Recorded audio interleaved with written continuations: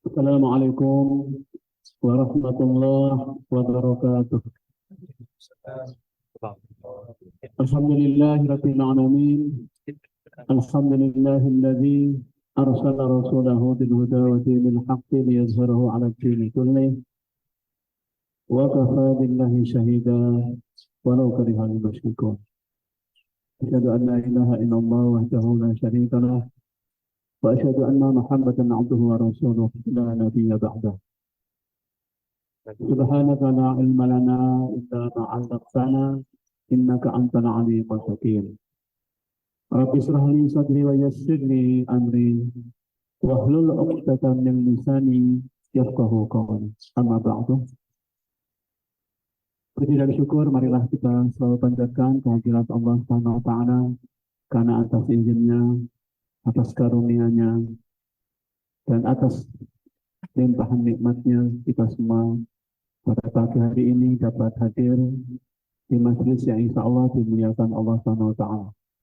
Moga-moga kehadiran kita di majelis ilmu ini dapat menjadi sarana bagi kita untuk memperbaiki hidup kita ya, untuk memperbaiki, dan moga-moga juga menjadi sarana untuk ikut memperbaiki kondisi umat kita. Salawat dan salam semoga senantiasa Allah serahkan pada Nabi kita Nabi besar Muhammad Sallallahu Alaihi Wasallam. Hadirin jamaah Al-Khiriyah, baik yang offline maupun yang online, yang insya Allah dirahmati Allah. Insya Allah kita akan bersama-sama melanjutkan tadabbur ayat-ayat Allah. Insya Allah hari ini kita akan melanjutkan yaitu surah Al-Baqarah ayat mulai dari ayat 30. A'udzu billahi minasyaitonir rajim. Bismillahirrahmanirrahim. Wa idh qala rabbuka lil malaikati inni ja'ilun fil ardi khalifah. Qalu ataj'alu fiha man yufsidu fiha wa yasfiku ad-dima wa nahnu nusabbihu bihamdika wa nuqaddisu lak. Qala inni a'lamu ma la ta'lamun. Wa idh qala rabbuka lil malaikah, dan ingatlah ketika Tuhanmu berfirman kepada para malaikat, pada para malaikat, tidak hanya satu malaikat, para malaikat. Inni ja'ilun fil ardi khalifah. Aku hendak, kata Allah ini, aku hendak menjadikan khalifah fil ardi, di bumi. Fil ardi khalifah, di bumi khalifah. Qalu, mereka para malaikat menjawab, ataj'alu fiha man yufsidu fiha wa yasfiku ad-dima. Apakah engkau ya Allah akan menjadikan atau akan menciptakan, menjadikan orang yang merusak, ya, wa yufsidu fiha wa yasfiku, dan orang yang menumpahkan darah di sana, di bumi. Wa nahnu, padahal kami para malaikat, nusabbihu bihamdika wa nuqaddisu lak. Kami senantiasa bertasbih, membaca tasbih. Wa bihamdika, dan juga memuji Engkau. Wa nuqaddisu lak, dan mensucikan Engkau, mensucikan asmamu. Qala, berfirman Allah, inni a'lamu ma la ta'lamun. Sesungguhnya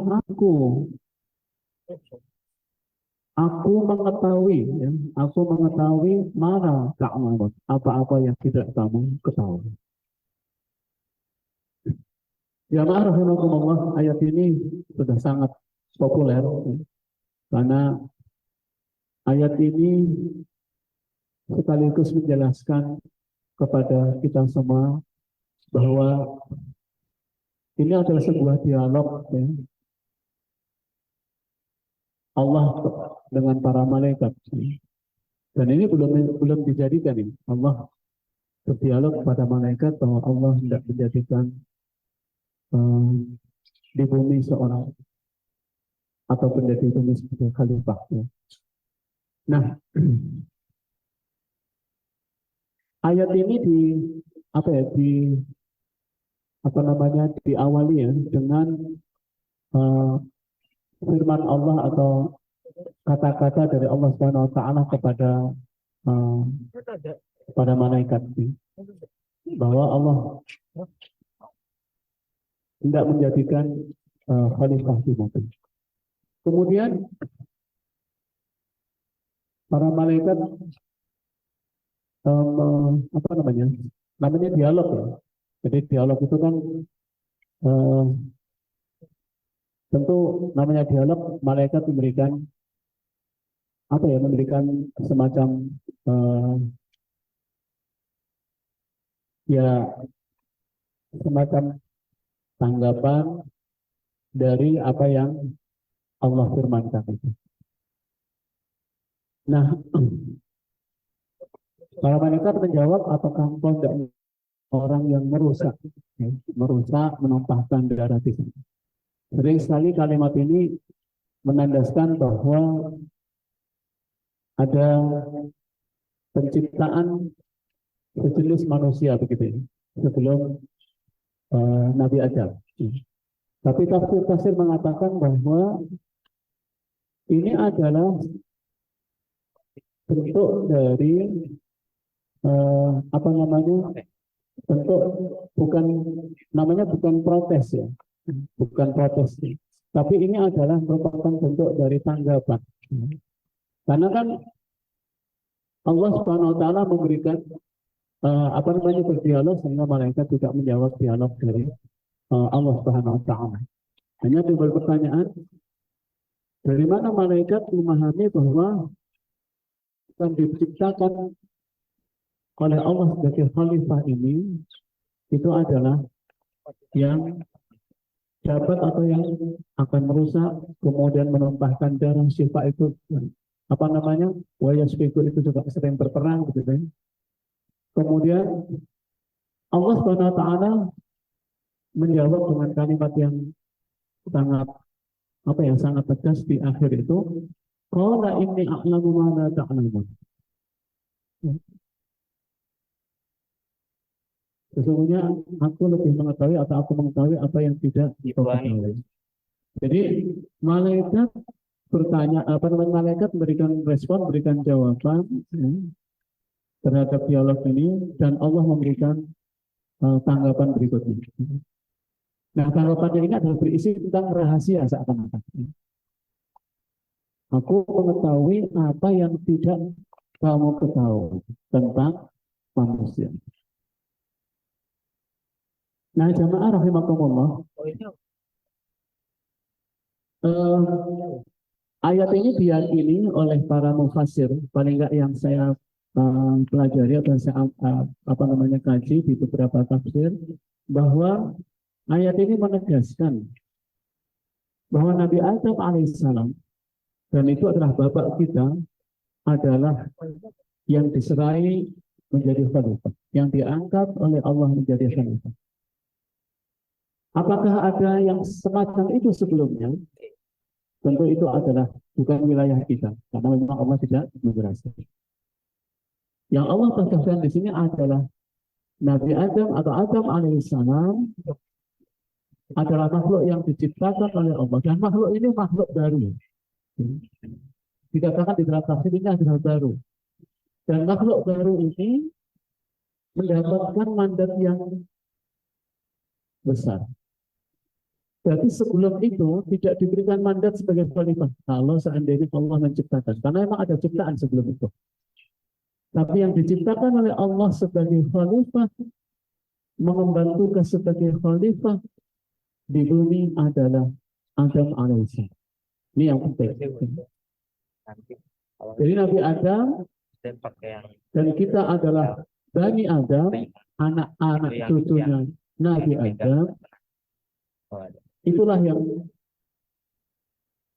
memiliki tugas sebagai khalifah. Nah, sebetulnya di dalam tafsir yang lain, para malaikat ini bukan hanya protes, tapi juga malaikat ini kaget. Padahal kami ini adalah yang selalu bertasbih, memuji engkau, mensucikan engkau. itu saja tidak mampu gitu ini untuk menjadi khalifah kira-kira. Tapi Allah akan menjadikan makhluk baru sebagai sebagai khalifah di bumi. Karena khalifah itu kan makna yang umum kita pahami adalah wakil Allah, kepercayaan Allah yang akan mendapatkan tugas untuk mengendalikan. Jadi tugas untuk mengendalikan bumi ini diserahkan kepada makhluk baru yang bernama manusia atau Adam. Jadi tetap Nabi Adam adalah makhluk pertama, makhluk baru yang diberikan mandat oleh Allah sebagai khalifah. Dan pernyataan para malaikat itu untuk menunjukkan juga ya, ini hikmah yang kedua, bahwa diangkatnya makhluk baru sebagai khalifah itu adalah bentuk dari apa? Penghormatan ya. Jadi malaikat dengan kalimat tanggapan tadi itu untuk menunjukkan bahwa makhluk baru ini tentu lebih dari para malaikat, gitu. Karena mendapatkan tugas yang berat, mendapatkan tugas yang besar, yaitu sebagai apa ya, wakil Allah. Mungkin para malaikat mengatakan mampu nggak, padahal mereka adalah yang berkerusakan kalau makhluk seperti itu. Itu ada juga muhsir mengatakan bukan karena pengalaman ada makhluk yang lain, tapi juga itu adalah semacam apa ya, semacam ilham bahwa para malaikat itu juga adalah apa namanya, memiliki fitrah bahwa makhluk yang selain para malaikat itu akan memiliki sifat seperti itu. Ya, jadi hadirin Bapak Ibu sekalian, rahimakumullah, diangkatnya makhluk baru yang namanya Adam sebagai khalifah itu sebetulnya adalah memiliki makna juga, memiliki kedudukan penghormatan yang tinggi dari Allah kepada Adam. Nah, semuanya dijawab oleh Allah Subhanahu wa taala, kekhawatiran ya, kekhawatiran para malaikat terhadap makhluk baru yang akan menjadi khalifah di muka bumi ini dengan jawaban qala inni a'lamu ma la ta'lamun. Allah berfirman, sesungguhnya aku mengetahui apa yang tidak kamu ketahui. Allah mengetahui rahasia mengapa Allah mengangkat Adam manusia sebagai khalifah. Nah, rahasia itu dijelaskan oleh Allah SWT dalam firman berikutnya. Wa 'allama Adama al-asma'a kullaha tsumma 'aradahum 'alal malaikah. Faqala anbi'uni bi asma'i haula'i in kuntum shadiqin. Dan Allah dan dia ajarkan kepada Adam. Jadi ini langsung menyebutkan nama Adam. Karena yang tadi itu kan baru informasi Adam. Nah, kalau yang kedua ini, Adam ini, Allah mengatakan wa 'allama Adam al-asma. Adam itu sudah diciptakan oleh Allah. Adam itu sudah diciptakan. Wa 'allama Adam, dan kata Allah, dia ajarkan, Allah ajarkan kepada Adam nama-nama benda semuanya. Kemudian summa aradahum 'alal malaikah.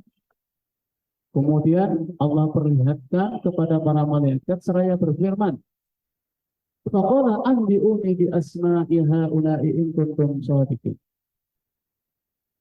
Kemudian Allah berfirman pada malaikat itu, sebutkan kepadaku bi asma'i haula'i in kuntum shadiqin. Nama-nama semua benda ini jika kamu benar. Jika kamu benar.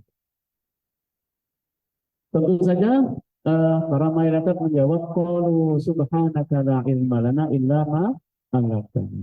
Qalu, para malaikat menjawab, subhanaka, maha suci engkau Allah, la ilma lana, kami tidak mengetahui kecuali apa-apa yang telah engkau ajarkan kepada kami. Innaka antal alimul hakim. Ya. Jadi ini adalah jawaban ya. Jadi kekhawatiran malaikat terhadap anak Adam yang menjadi khalifah itu bahwa akan membuat kerusakan, Allah menjawab bahwa Allah mengangkat Adam itu karena Allah memberikan kepada Adam kunci-kunci.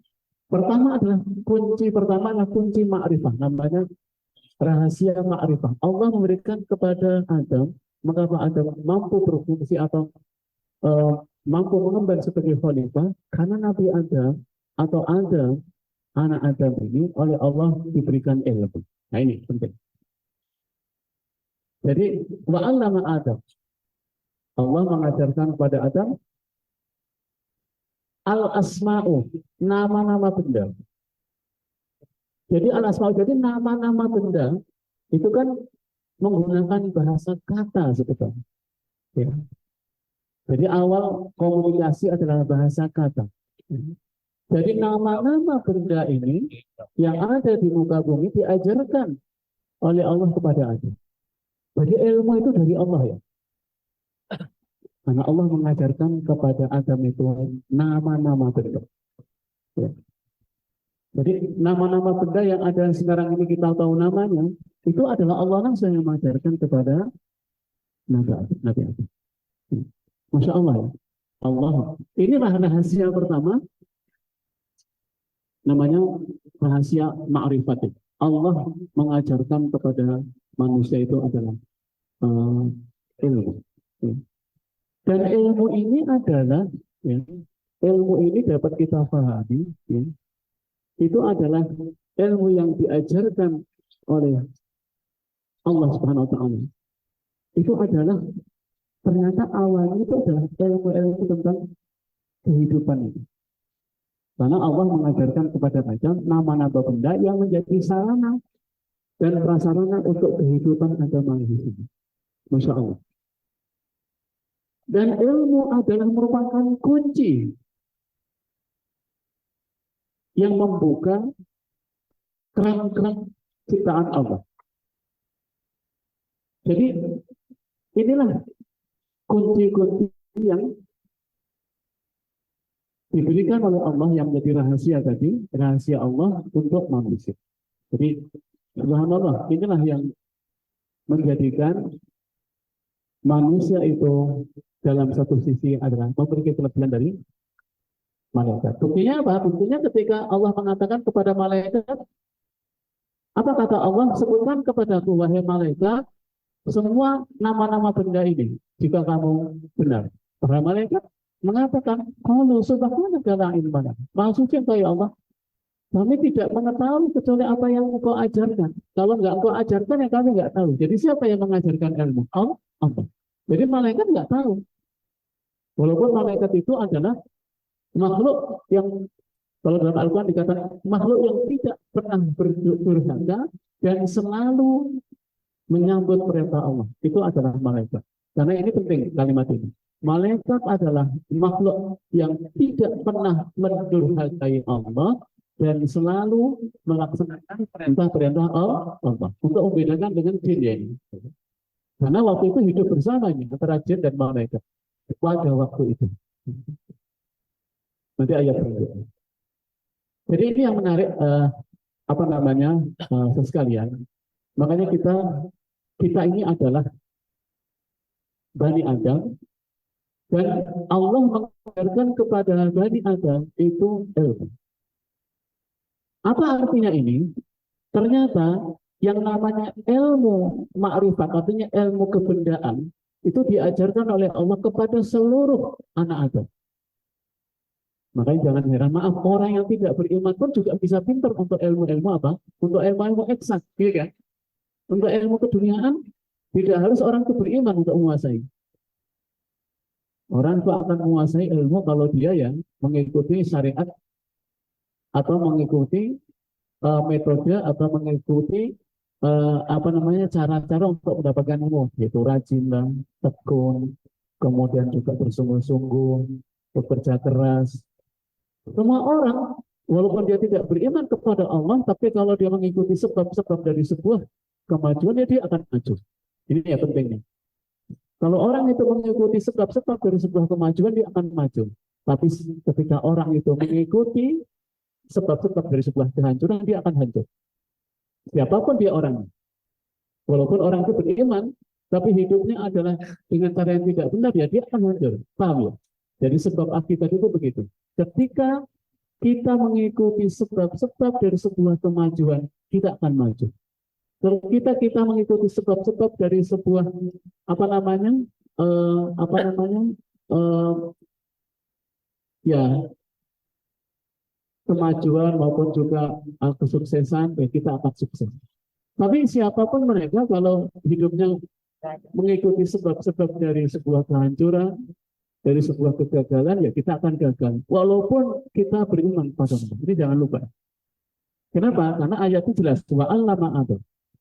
Dia mengajarkan kepada Adam nama-nama benda. Jadi semua orang, Bani Adam, itu oleh Allah diberikan ilmu. Tapi ilmu tentang apa? Asma'u, yaitu tentang nama-nama benda. Makanya para ilmuwan dari barat, banyak ilmuwan yang banyak menulis buku, ya dia diberikan oleh Allah karena dia Bani Adam. Dia tekun, dia bersungguh-sungguh, dia bekerja keras. Ya, dia mendapatkan ilmu. Tapi kalau kita nggak sungguh-sungguh, itu nggak dapat. Iya kan? Ini penting ya untuk hikmahnya, insya Allah tadabbur ayat ini. Ya. Kemudian, saudara sekalian, di ayat ini juga Allah Subhanahu Wa Taala itu apa ya, menggunakan apa ya, kalimat, yaitu nama-nama semua benda, nama-nama semua benda. Ya.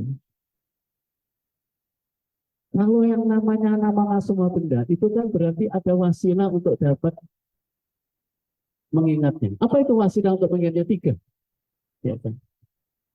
Ini dijelaskan di dalam ayat yang lain, yaitu surat apa namanya, dalam surat An-Nahl ya, kalau nggak salah ayat 76. Di situ Allah Subhanahu Wa Taala berfirman ya, bahwa Allah Subhanahu Wa Taala menciptakan manusia ya, menciptakan dalam surat, saya baca ya, dalam surat An-Nahl ya, surat yang 16, Allah Subhanahu Wa Taala memberikan kepada kita bahwa ada tiga komponen penting yang membuat kita ini dari tidak tahu menjadi tahu, karena Allah melengkapi kita dengan pendengaran, kemudian penglihatan, dan hati. Ayat 78. Wallahu akhrajakum min butuni ummahatikum la ta'lamuna syai'an. Wallahu, dan Allah akhrajakum, mengeluarkan kamu semua dari perut-perut ibumu, dari rahim-rahim ibumu. La ta'lamuna syai'an. Tidak tahu apa-apa. Ketika kita keluar dari perut ibu kita dalam kondisi tidak tahu apa-apa. Kan gitu kondisi. Kemudian wa ja'alakum sam'a wal absara wal afida. Lalu Allah melengkapi dengan pendengaran, penglihatan, dan hati. Ya, la'allakum tashkurun, agar kamu bersyukur kepada Allah. Kenapa saya katakan tadi bahwa yang mengajarkan semua ilmu dari Allah? Karena Allah juga yang melengkapi prasyarat untuk mendapatkan ilmu. Ilmu ma'rifat itu apa? Yaitu pendengaran, penglihatan, dan hati. Kita semua ketika lahir dari ibu kita nggak tahu apa-apa. Berjalannya waktu, kemudian Allah melengkapi pendengaran. Pendengaran itu memang toolnya ya, yang disediakan oleh Allah adalah telinga. Tapi telinga dengan pendengaran beda loh. Ya, telinga hanya cara untuk mendengar, tapi pendengaran lebih luas dari telinga. Allah melengkapi pendengaran, melengkapi penglihatan, melengkapi dengan hati. Pertama, ternyata bahasa manusia itu bahasa lesan, bahasa komunikasi. Makanya apa yang dia dengar dia ingat, ya. Kemudian apa yang dia lihat melengkapi lagi memorinya. Terus apa yang dia lihat dan apa yang dia dengarkan itu direkam dalam memori.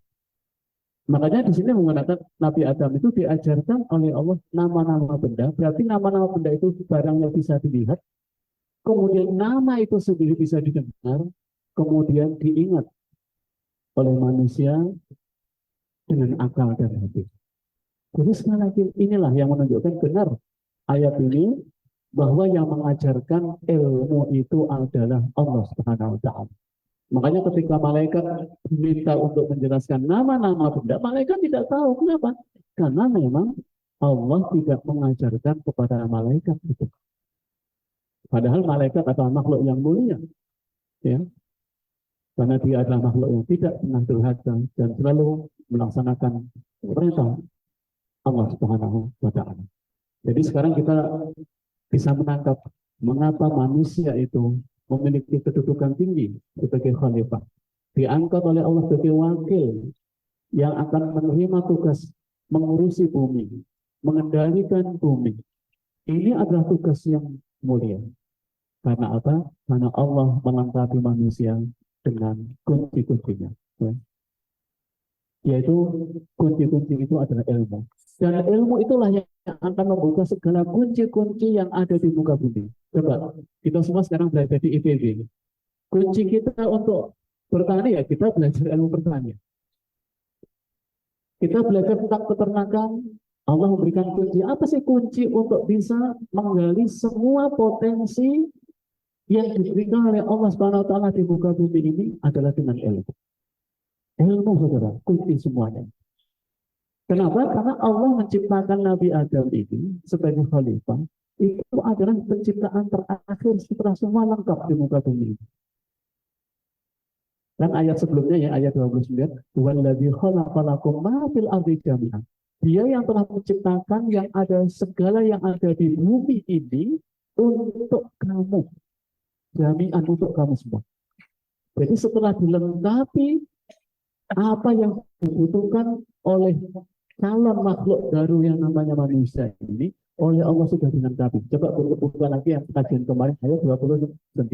Allah menciptakan segala sesuatu yang ada di bumi ini untuk kamu. Lalu Allah menciptakan Nabi Adam.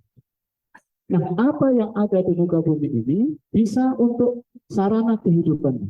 Jadi semua yang ada di bumi ini adalah Allah ciptakan untuk menjadi sarana kehidupan kita, terutama menjadi khalifah ini. Nah, untuk itu juga Allah masih lagi melengkapi dengan kita. Ini jadi sifat kasih sayang Allah itu. Dikasih, sudah ada semuanya benda ini. Ya, tapi oleh Allah kita dikasih lagi itu ilmu. Ilmu itu yang membuka kunci-kunci apa yang telah diciptakan Allah. Sehingga yang ini bisa dimakan, ini tidak. Yang ini bisa divariasi, yang ini tidak. Yang ini harus dihindari, yang ini tidak. Makanya nanti ayat berikutnya akan menjelaskan bahwa fungsi kekhalifahan ini oleh Allah Subhanahu wa Ta'ala sungguh telah diberikan semua yang dibutuhkan agar manusia mengemban tugas kekhalifahan ini dengan mudah. Kemudian pada ayat 32-nya ya, ini penting untuk kita renungkan bahwa ilmu itu dari Allah. Tidak ada yang kita ketahui kecuali karena Allah telah ajarkan kepada kita, baik secara langsung maupun tidak langsung. Tidak langsungnya adalah Allah telah memberikan kita dengan semua yang dilengkapi, pendengaran, penglihatan, dan hati. La'allakum tashkurun, kata Allah, agar kamu bersyukur. Jadi kita ini bersyukur kepada Allah karena diberikan oleh Allah semua kelengkapan pendengaran, penglihatan, dan hati. Lalu untuk apa pendengaran, penglihatan, dan hati? Agar kamu bersyukur. Apa sih yang dimaksud bersyukur itu? Bersyukur adalah yaitu memanfaatkan apa yang telah Allah berikan ini untuk sebesar-besarnya kemanfaatan bagi kita dan bagi manusia. Agar kalau senantiasa ingat kepada Allah bahwa Allah yang telah menciptakan semuanya. Bersyukur adalah meyakini bahwa semua yang kita dapatkan dari Allah SWT. Kalau kita tidak tahu apa-apa pun, kita tidak memiliki apa-apa pun, tapi kita memiliki pendengaran, penglihatan, dan hati. Itu adalah nikmat yang paling besar. Nah, ini yang kita harus memahami. Kemudian, karena itu doa malaikat ini harus banyak kita ucapkan, bahkan bagus diucapkan oleh para pencari ilmu ya. Yaitu ingat selalu ketika mau kuliah, mau belajar, awali dengan doa surah Al-Baqarah ayat 32 ini. Subhanaka la ilma lana illa ma 'allamtana innaka antal alimul hakim. Maha suci Engkau ya Allah, tidak ada yang kami ketahui melainkan apa yang telah Engkau ajarkan kepada kami. Sungguh Engkau lah yang Maha mengetahui. Kalimat Karena Allah itu al-alim. Allah yang memiliki ilmu. Pengetahuan ilmu Allah itu adalah meliputi seluruh alam semesta ini. Baik dari mulai yang kecil, makhluk yang berukuran kecil, virus yang kecil itu, sampai yang makroskosmos. Itu semua adalah ciptaan Allah. Kemarin saya baca salah satu di internet ya, yaitu teleteknologi dari Harvard University. Dia melaporkan bahwa setelah ditemukan sebanyak 400.000 galaksi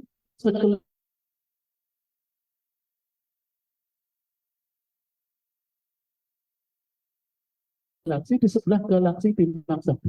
Padahal kita adalah bagian kecil dari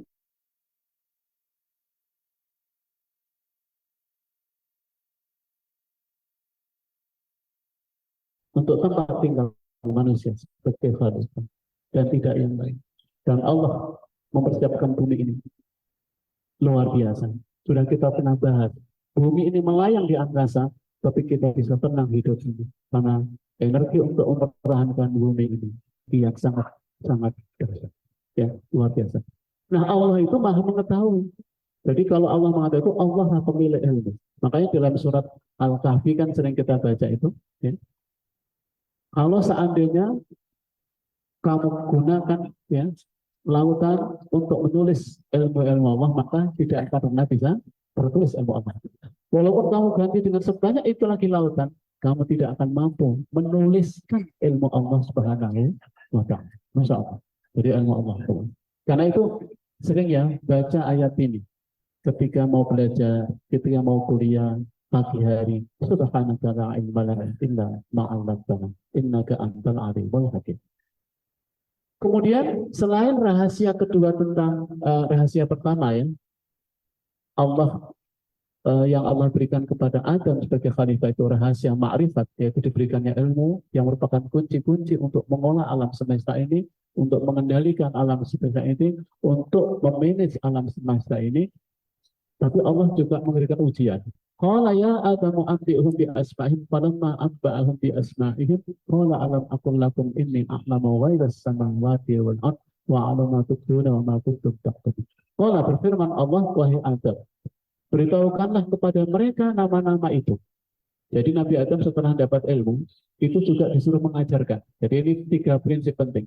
Pertama kita harus belajar, yang kedua harus menulis, dan yang ketiga harus mengajarkan. Coba Nabi Adam setelah dapat ilmu, apa kata Allah kepada Nabi Adam? Wahai Adam, ya, wahai Adam, beritahukanlah kepada mereka, ya, pada para malaikat, ya, dan kepada mereka semua, ya, nama-nama itu. Setelah dia Adam menyebutkan nama-namanya, Allah berfirman. Ya. Apa kata Allah? Alam aqul lakum inni a'lamu ghairas samawati wal ardh. Bukankah telah aku katakan kepadamu bahwa aku mengetahui rahasia langit dan bumi, dan aku mengetahui apa yang kamu nyatakan dan apa yang kamu sembunyikan. Masya Allah ya. Jadi ketika malaikat mengkhawatirkan Adam akan mengemban tugas kekhalifahan, Allah menjawab, qala inni a'lamu ma la ta'lamun. Kemudian aku mengetahui apa yang tidak kamu ketahui. Ternyata Allah Subhanahu wa taala memberikan kepada Adam itu adalah ilmu, yaitu berupa diajarkannya kepada Adam semua nama-nama benda itu. Dan ini diyakinkan lagi oleh Allah Subhanahu wa taala bahwa Nabi Adam kemudian mengajarkan nama-nama benda itu kepada para malaikat. Kemudian Allah berkata, bukankah telah aku katakan kepadamu bahwa aku mengetahui rahasia. Allah yang mengetahui, Allah yang maha alim. Dan pengetahuan Allah itu adalah semua rahasia yang di langit dan di bumi. Kita ini orang beriman, ketika membaca ayat seperti ini, kita itu jadi tenang. Allah itu mengetahui semua yang ada di muka bumi. Dari yang paling kecil sampai yang besar. Karena itu mintalah kepada Allah. Mintalah kepada Allah. Makanya Nabi saja diajarkan dan diperintahkan oleh Allah untuk selalu berdoa. Waqul Rabbi zidni ilma. Katakanlah Muhammad, Rabbi zidni ilma. Wahai Tuhanku, tambahkanlah ilmu untukku. Tambahkanlah untukku ilmu. Itu Nabi Muhammad diajarkan oleh Allah untuk selalu minta untuk tambah ilmu. Makanya ini penting untuk para mahasiswa. Jangan pernah takut untuk tidak dapat harta, tapi takutlah kamu kalau tidak punya ilmu. Karena ini yang diperintahkan oleh Allah SWT, bahwa Allah mengetahui rahasia. Nah, karena yang tahu tentang rahasia langit dan bumi itu Allah, makanya kita minta kepada Allah SWT dengan doa, la ilma lana illa ma'alamana. Kemudian Allah melengkapi, wa a'lamu ma tubduna wa ma kuntum taktumun. Dan pengetahuan Allah itu tidak hanya langit dan bumi. Aku mengetahui apa yang kamu nyatakan dan apa yang kamu sembunyikan. Masya Allah, ya. Untuk menegaskan kembali, ya kan, bahwa Allah itu mengetahui yang ada di dalam hati-hati manusia. Yang kamu ucapkan, yang kamu nyatakan, maupun yang kamu sembunyikan, itu Allah mengetahui. Nah, ini tentu tujuannya kepada Nabi Adam. Karena Nabi Adam ini sebagai khalifah nanti akan mendapatkan mandat, ya kan? Dan ingat, ya kan? Yang namanya dapat mandat itu ada namanya perjanjian. Ya.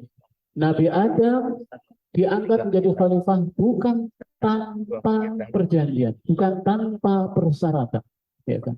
Apa persyaratannya? Nah, persyaratannya adalah kemudian wa idqulna lil malaikati isjudu li adama fasajadu illa iblis aba wastakbara wa kana minal kafirin. Ini masih menjelaskan tentang bagaimana kemuliaan dan kedudukan yang tinggi Adam sebagai khalifah di hadapan para malaikat. Sampai-sampai Allah berfirman di ayat 34, wa idqulna lil malaikati isjudu li adama. Dan ingatlah ketika kami berfirman kepada malaikat, sujudlah kamu kepada Adam. Karena ini kisah ya. Kalau kisah itu Allah yang menyampaikan. Sujudlah kamu kepada Adam, maka mereka pun sujud kecuali iblis. Iblis, ia menolak dan menyombongkan diri. Ini kebalikan dengan malaikat. Iblis itu adalah, karakternya adalah aba wastakbar. Dia menolak dan sombong. Itu sifat dari iblis. Dia menolak untuk sujud kepada Adam karena dia mendadak dirinya lebih tinggi. Ya. Jadi menolak saja itu adalah merupakan bentuk dari pengingkaran kepada Allah sambil dia menyombongkan diri. Menyombongkan dirinya apa? Di dalam ayat lain surat Al-A'raf itu dijelaskan bahwa iblis dari kelompok jin tentunya ini, dia menganggap dirinya lebih mulia dari dari Adam. Pertama, dia lebih dulu diciptakan oleh Allah. Masa senior harus tunduk pada junior, kira-kira begitu, ya kan? Gue senior yang lebih dulu. Kemudian yang kedua, menganggap iblis ini lebih baik karena bukan dari benda gitu diciptakannya, ya, tapi dari api. Dan banyak sekali. Intinya adalah dia sombong. Ya. Sombong itu kan dua karakternya. Dalam sebuah hadis Rasulullah mengatakan sombong itu dua cirinya. Pertama adalah menolak kebenaran, dan yang kedua yang dikatakan sombong itu adalah meremehkan pihak lain, meremehkan orang lain. Kalau orang menganggap dirinya lebih tinggi, bahkan ini lebih tinggi dari seakan-akan menolak Tuhan. Apalagi kalau ada orang yang menolak dan menganggap lebih tinggi dari Tuhan, ya, itu lebih lebih sombongnya. Ya. Nah, karena dia mempunyai dua sifat tadi, menolak dan menyombongkan, sombong, maka Allah mengatakan wa kana minal kafirin. Dan iblis itu termasuk orang yang kafir. Ya. Dia termasuk kafir, dia termasuk golongan kafir. Maaf, dia termasuk golongan kafir. Jadi golongan kafir itu ciri-cirinya adalah dia menolak perintah Allah. Ya. Dia menolak kepada apa-apa yang diperintahkan oleh Allah Subhanahu wa Ta'ala. Nah, masih ada. Ya. Kemudian pada ayat 35, inilah yang menjelaskan tentang perjanjian itu. Wa qulna ya Adamu uskun anta wa zawjukal jannata wa kula minha ragadan haitsu syi'tuma wa la taqraba hadhihi syajarata fatakuna minadh dhalimin. Wa qulna, dan Allah berfirman, dan kami katakan kepada Adam, ya, wahai Adam, ya Adam, ya, tinggallah engkau dan istrimu di dalam surga. Memang Allah menggunakan al-jannah. Wa zawjukal jannah. Wa kula, dan makanlah. Makanlah minha, dengan apa yang telah Allah sediakan di dalam surga itu. Haitsuma syi'tum. Dengan tenang, dengan nikmat apa yang ada di sana, sesukamu. Haitsuma syi'tum itu apa yang kamu sukai. Berarti memang di surga begitu. Allah telah menciptakan surga itu. Tapi wala taqrabah hadhihi syajarah. Tapi jangan kamu dekati pohon ini. Silakan kamu makan pohon-pohon yang lain, tapi jangan kamu dekati pohon ini. Nah, pohon ini itu nggak diceritakan oleh Allah apa nama pohon ini. Nanti kamu termasuk orang yang zalim. Ini perjanjian sebagai khalifah itu ya. Perjanjian persyaratan sebagai khalifah itu ada. Yaitu ada yang diperintah, ada yang dilarang. Di sini berarti manusia itu oleh Allah selain diberikan rahasia makrifat, ada yang kedua namanya rahasia irodah, yaitu ada apa? Ada ruang pilihan. Manusia itu diberikan kebebasan, kemerdekaan untuk memilih. Makanya ada pilihan di sini. Allah menyediakan banyak sebetulnya yang apa ya? Yang bisa dimakan. Allah hanya mengatakan larangan cuma sedikit. Wala taqrabah hadhihi syajarah. Kalau orang ahli nahwu mengatakan, kalau mengatakan Allah, jangan kamu makan yang ini, tapi makan yang lain itu banyak. Gitu. Tapi dasar manusia, ya kan? Yang dihalalkan banyak, tapi suka nyari yang haram, gitu loh. Yang diperbolehkan banyak, tapi suka mencari yang dilarang. Itu karakter. Nah, ini di sini perjanjian Allah Subhanahu wa taala dengan makhluk yang namanya Adam, yang namanya manusia ini dalam mengemban tugas kekhalifahan itu adalah ada larangan dan ada perintah. Ini esensial sekali. Dan ini berikutnya, bahwa manusia di muka bumi ini ya, itu akan ada dua perintah, yaitu perintah untuk apa namanya menjalankan, dan ada yang perintah yang kedua adalah untuk menjauh.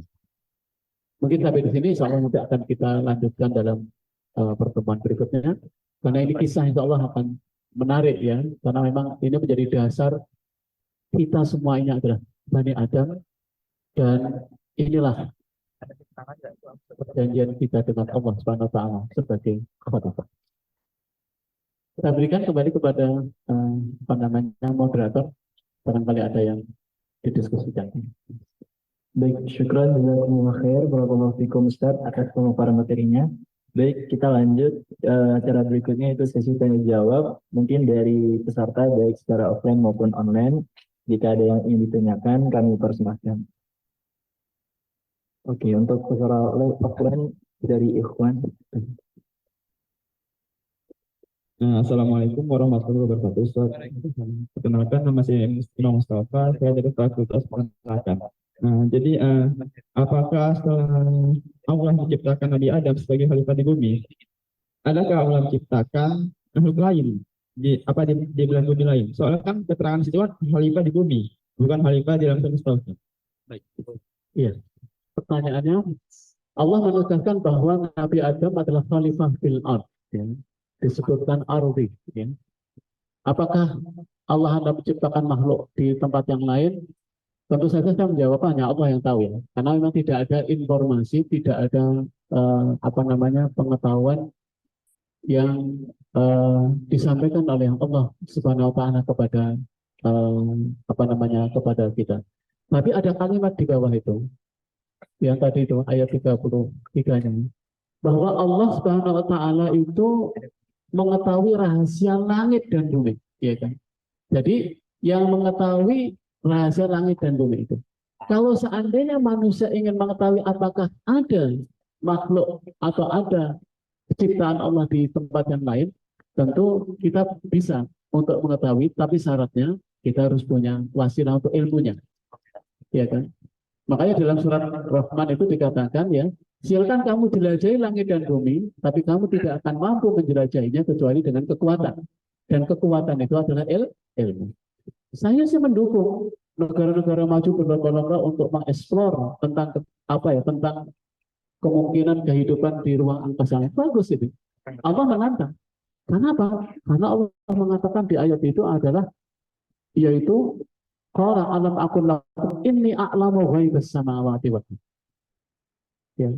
Dan ini masih penuh rahasia. Ya, tidak ada. Nah, kunci untuk mengungkap semua rahasia hanya satu, kita harus punya ilmunya. Nah, apakah suatu saat Allah akan memberikan kepada manusia ilmu sehingga mampu menjelajah itu? Kalau itu bisa, kita bisa mengetahui mungkin ada apa. Nah, tanda-tanda kalau kita mengikuti soft communication yang selalu dikeluarkan oleh NASA. NASA ini ternyata diam-diam terus menggali ya, dan dia katakan bahwa sampai sejauh ini ya hanya dilaporkan ada bekas kali di bulan, ada bekas kali di Mars gitu ya. Tapi tanda-tanda mendukung kehidupan belum bisa dilaporkan. Sehingga mereka yang ke sana disupport dengan alat-alat kehidupan artifisial dari bumi, termasuk oksigen dan sebagainya. Ya, ini menunjukkan bahwa sampai sekarang belum ditemukan, itu saja. Tapi apakah ada? Kita bisa. Ya. Kalau seandainya kita memiliki kekuatan ini. Hanya itu yang bisa saya katakan. Ya. Kita nggak bisa. Karena Allah mengatakan, saya mengetahui apa yang ada di langit dan di bumi. Tadi ada yang lain? Betul.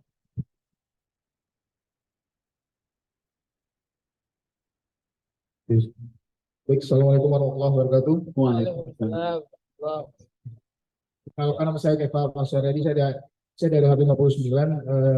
Di sini saya mau nanya Ustaz, sebelumnya bertanya, kita semua seringkali mendengar sebuah kutipan yang berbunyi ini usaha tidak akan pernah mengkhianati hasil. Dan jika kita berusaha dengan keras, maka kita akan berhasil. Yang ingin saya tanyakan adalah, apakah kita boleh memiliki pemikiran seperti itu ketika kita sedang menuntut ilmu dari Allah Subhanahu Wa Taala? Lalu yang kedua, kita juga seringkali mendengar ucapan bahwasanya jika saya belajar, maka saya akan pintar. Dan jika saya tidak belajar, maka saya akan bodoh. Yang ingin saya tanyakan adalah, bagaimana sih cara kita untuk mengatasi logical fallacy yang sering terjadi di masyarakat? Bahwasanya kita tahu ilmu itu berasal dari Allah Subhanahu Wa Taala. Mungkin itu pertanyaan dari saya. Sekian, terima kasih. Wassalamualaikum warahmatullahi wabarakatuh. Waalaikumsalam warahmatullahi wabarakatuh. Syukron. Saya akan mencoba untuk menanggapi bahwa banyak sekali keterangan ya di dalam ayat maupun juga di dalam hadis yang memperkuat bahwa Allah Subhanahu Wa Taala tidak pernah menyia-nyiakan orang yang berbuat baik. Ayat yang menguatkan kita juga, innallaha la yughayyiru ma biqaumin hatta yughayyiru ma bi anfusihim. Allah tidak akan merubah nasib suatu kaum kecuali bi anfusihim, kecuali masing-masing mereka untuk berubah. Ya. Jadi ini adalah ayat yang membangun optimisme, ayat yang harus mempunyai ayat yang menjelaskan bahwa kita harus berprasangka baik kepada Allah Subhanahu Wa Taala, bahwa Allah itu akan merubah ya, nasib seseorang ketika orang itu memang merubah ya. Dan perubahan itu harus di level individu. Karena ayatnya mengatakan anfusihim. Jadi perubahan itu pada level individu. Setiap individu harus mempunyai tekad untuk berubah. Dan ayat ini juga menjadi dasar yang saya sampaikan tadi, bahwa ini bisa menjadi alasan adanya hukum sebab akibat, bahwa Allah Subhanahu Wa Taala menetapkan hukum yang berlaku di alam ini dengan ketetapan dan sunatullah yang tetap. Di antaranya adalah di dalam ayat-ayat walladzina hajahatu wajahatu bi amwalihim, dan orang-orang yang berjihad dengan sungguh-sungguh maka dia akan mendapatkan. Jadi kewajiban kita untuk bersungguh-sungguh ya di dalam hidup ini. Demikian juga, ini juga menjadi ayat yang menguatkan adanya hukum sebab akibat itu. Bahwa barang siapa yang mengikuti sebab-sebab yang baik, ya, dia akan mendapatkan apa yang kebaikan. Tapi barang siapa mereka yang mengikuti sebab-sebab dari sebuah kemunduran, dia akan mundur. Kenapa? Karena sesungguhnya setiap kita itu telah diberikan modal yang sudah diberikan oleh Allah Subhanahu Wa Taala, termasuk modal di sini adalah semua ya, termasuk pendengaran, penglihatan, hati. Kemudian modal kedua apa? Yaitu Al-Quran, petunjuk.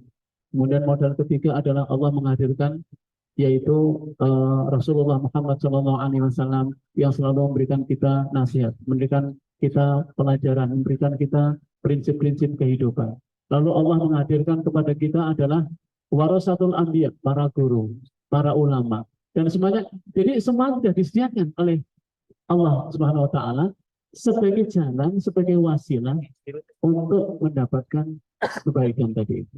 Nah, timbul pertanyaan, ya, apakah tadi yang ditanyakan bahwa barang siapa yang dia yang rajin belajar dia akan pandai, kemudian barang siapa yang tidak malas atau tidak belajar ya dia akan tidak pandai atau dia akan bodoh. Karena ini adalah merupakan rahasia makrifat yang diberikan oleh Allah Subhanahu Wa Taala. Insya Allah orang yang belajar dia akan mengetahui apa yang dia pelajari. Tapi jangan lupa, tidak ada jaminan orang yang belajar kemudian dia menjadi orang yang bertakwa. Itu lain lagi. Kenapa? Ada namanya rahasia irodah tadi. Saya mendapat ilmu. Ilmu ini kan sifatnya netral ini. Mau saya gunakan untuk kebaikan atau untuk keburukan. Nah, ini yang beda. Tapi dia tahu kalau orang itu belajar dia akan mengetahui apa yang dia pelajari. Tapi apakah dia menjadi orang yang bertakwa? Apakah ilmunya menjadikan dia menjadi tambah baik? Itu adalah tergantung dari irodah tadi. Nah, irodah ini, sekalian, itu ternyata tidak hanya ditentukan oleh ilmu yang dia ajarkan. Tapi tadi ditentukan oleh sikapnya. Apakah dia menjadi orang yang sombong atau tidak? Ya itu kan. Tadi dikatakan, kenapa iblis itu menolak itu adalah karena apakah iblis itu bodoh? Iblis itu pintar loh. Karena iblis atau jin adalah manusia atau kelompok makhluk Allah yang paling sering protes. Kalau protes berarti kan banyak inovasi nih. Ya, dia kreatif. Ya. Kenapa? Karena orang yang sering protes itu dia mempunyai pemikiran yang lain gitu. Pintar dia. Jadi dia menjadi orang atau kelompok atau golongan yang pertama-tama yang menolak.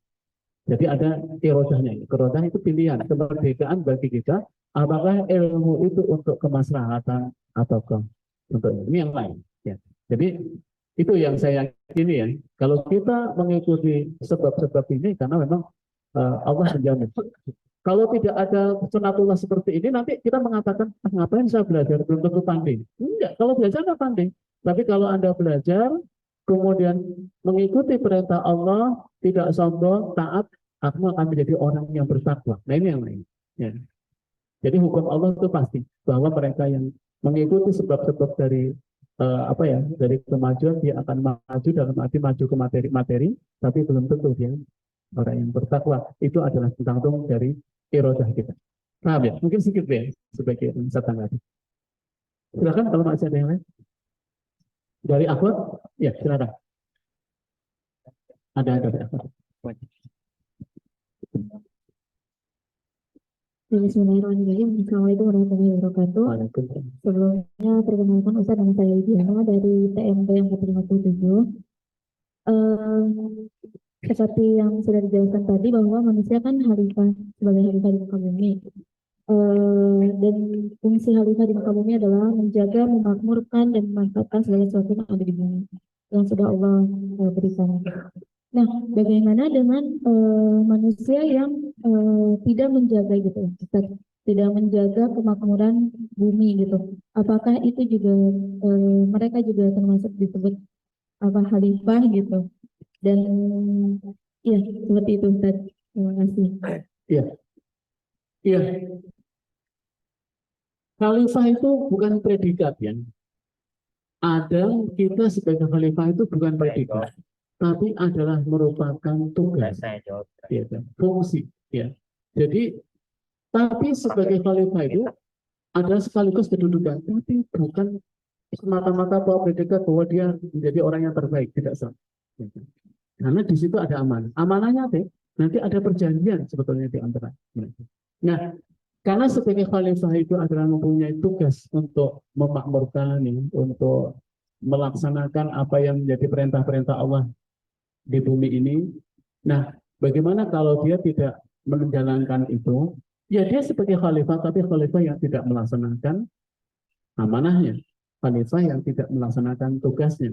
Makanya untuk khalifah itu oleh Allah tidak kemudian take for granted, tapi diuji. Diujinya dengan ayat yang 33 nanti. Nah, ayat yang 30, ayat 35 tadi, ya.